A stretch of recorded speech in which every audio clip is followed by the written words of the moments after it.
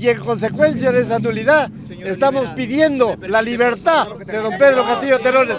Quien les habla, Guillermo Olivera Díaz, solo se encarga de este expediente de detención preliminar injusta, ilegal y delictiva, y solo se encarga de la nulidad de esta detención arbitraria, y solo se encarga de la apelación y de lo que suceda el día martes en la Sala Penal Superior, en donde esperamos se va a revocar esta malhadada detención arbitraria. Como ven, el periodista que me preguntó no quiere escuchar mi pregunta porque está dando cuenta a sus patrones. ¡Castillo, libertad! ¡Castillo, libertad! ¡Castillo, libertad! Les voy a informar también lo siguiente.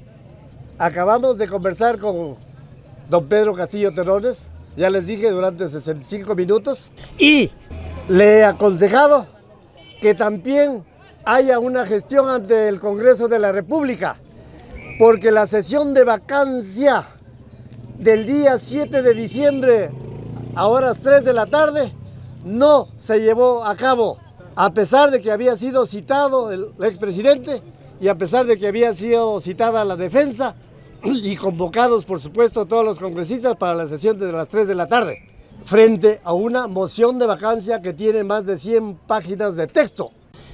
Raramente, ilegalmente, delictivamente, esa sesión de las 3 de la tarde se reprogramó en forma antelada para las 12 del mismo día. Eso es ilegal, eso es antirreglamentario, porque para cambiar la fecha de una sesión de pleno para vacar a un presidente, se lo tuvo que citar al vacado, se lo tuvo que citar a su abogado, y no lo hicieron para la sesión de las 12. Y lo grave es que en esa sesión de las 12 no se ventiló la moción de vacancia a las 3 de la tarde de las 100 páginas. Solo se ventiló el mensaje a la nación. Y el mensaje a la nación debió ser otro texto de moción de vacancia, que no hubo. Por lo tanto, se votó una vacancia, entre comillas, sin moción, entre comillas, sin debate, entre comillas. Sin embargo, se votó. Y los congresistas que no entienden su rol, que no entienden de estos vericuetos de la legislación, votaron en calidad de 101 votos contra no sé cuántos por la vacancia del señor presidente. Pero hay la oportunidad, esa sesión de vacancia de las 3 de la tarde que no se realizó y esa sesión de vacancia de las 12 del día realmente son nulas, no existen, porque nunca se realizó el trámite de una moción de vacancia sobre un mensaje a la nación. No hubo texto, no hubo debate y solo se votó a ciegas. Eso es nulo y cualquier medida cautelar la puede dejar de lado.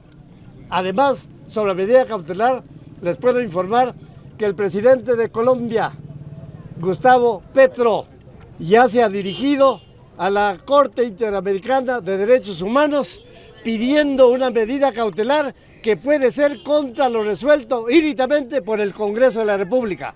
Y además, el presidente de México, el señor López Obrador, el día de ayer ha dado un discurso respecto del caso peruano, como que le da pena, y de las desventuras de su colega presidente Pedro Castillo Terrones.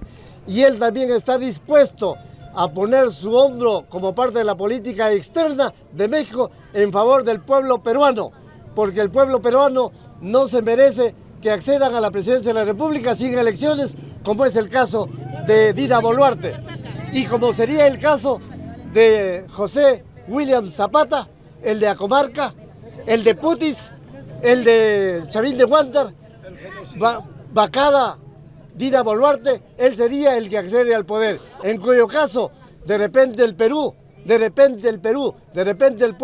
repente las rondas campesinas, de repente otros grupos se alzan en armas de verdad, y no de ñanguita, como le imputan al presidente Castillo Terrones, porque él no se alzó en armas, él no se rebeló, él no conspiró contra el Perú, él simplemente leyó un mensaje a la nación que él no había escrito, que él no había corregido, que otras personas lo hicieron.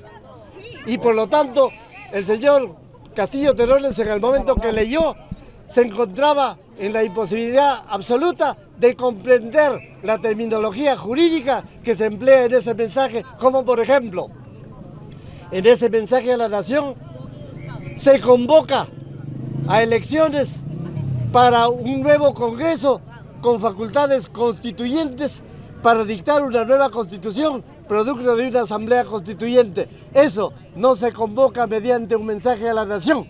Entonces, quien lo hizo sabía la maldad de esa inserción en su mensaje a la nación. Sabía de mala fe lo que hacía. Y si ese es el jurista que ustedes suponen, gravísimo para él.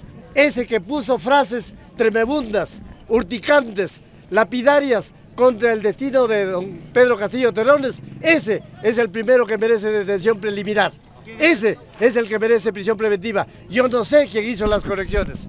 Don Pedro Castillo Terrones, le he dicho que el martes en la Sala Penal Superior se presente y que se haga audiencia presencial, que haga uso de la palabra, en donde explique sobre hechos cómo fue esto de las correcciones del mensaje a la nación, cómo fue el tránsito que él estaba realizando en una camioneta por una avenida de Lima y cómo fue que los colchados con metralleta lo asaltaron en el camino y lo detuvieron sin tener ninguna competencia para una detención porque no se encontraban en ningún estado de flagrancia.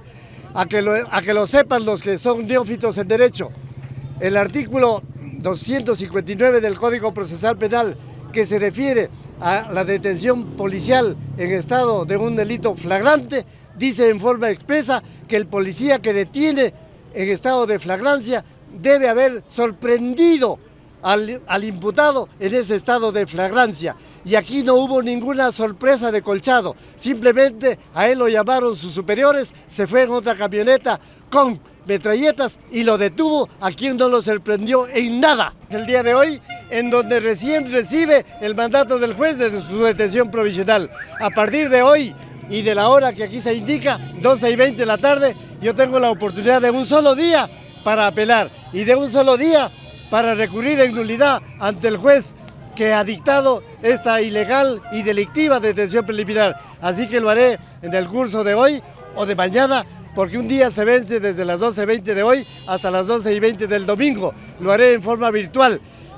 Y en mi concepto, el señor juez de la causa, habiéndome escuchado en esta transmisión directa por ciertos canales de televisión, él ya debe estar noticiado y debe llevar su expediente a su casa, estudiar lo que ha hecho y declarar la nulidad de esta malhadada resolución, declarar la nulidad de esta detención preliminar ilegal y en consecuencia ordenar la libertad de don Pedro Castillo Terrones. ¿Cuánto tiempo estaríamos esperando? ¿En cuánto tiempo? La nulidad la puede resolver hoy, la nulidad la puede oficiar la libertad hoy mismo o a más tardar mañana. La nulidad es una resolución redactada por el juez, revisa sus fundamentos que son totalmente inconstitucionales, ilegales. ¿Por qué? Porque el señor juez dictó mandato de detención por delito de rebelión a pesar de que no se había realizado el trámite del antejuicio que es de orden constitucional.